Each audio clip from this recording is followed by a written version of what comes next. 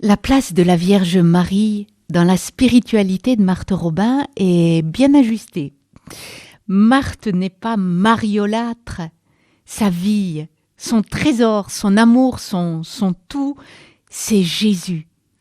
Elle sait très bien, à la suite de saint Louis-Marie Grignon de Montfort, que Marie est un secret, une astuce, on dirait aujourd'hui, pour aller à Jésus, pour lui appartenir plus étroitement. Un secret transmis d'ailleurs par Jésus lui-même et que Marthe a contemplé tant de fois.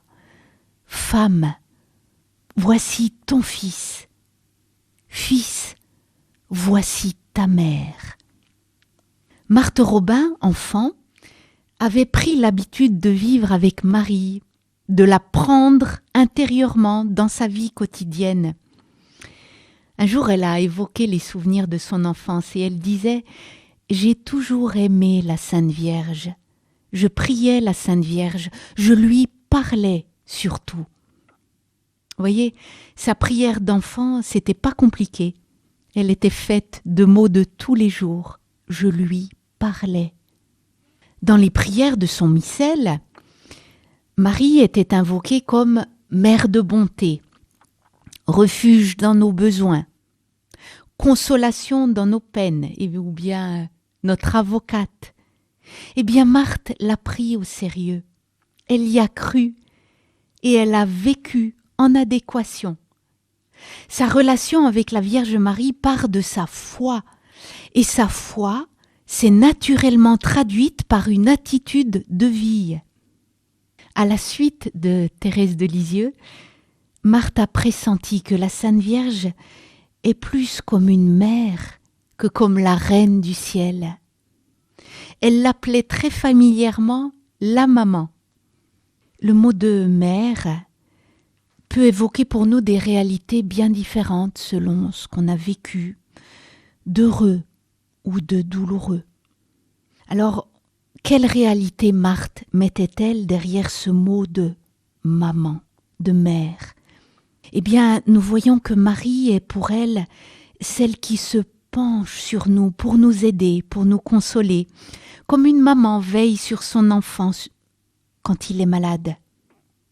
Elle est aussi, nous dit Marthe, un phare devant nos pas, quand on roule la nuit et qu'on ne voit pas bien clair.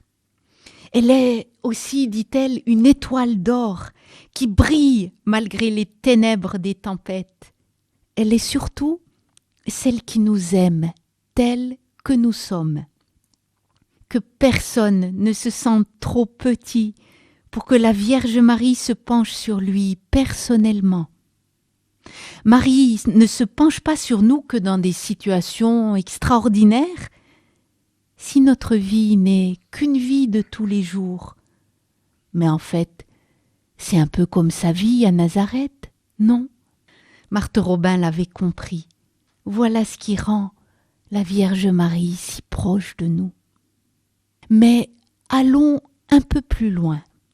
Selon la spiritualité montfortaine, Marie est l'arbre de vie qui produit un unique fruit, Jésus, c'est-à-dire la vie divine, la vie dans laquelle nous avons été plongés à notre baptême.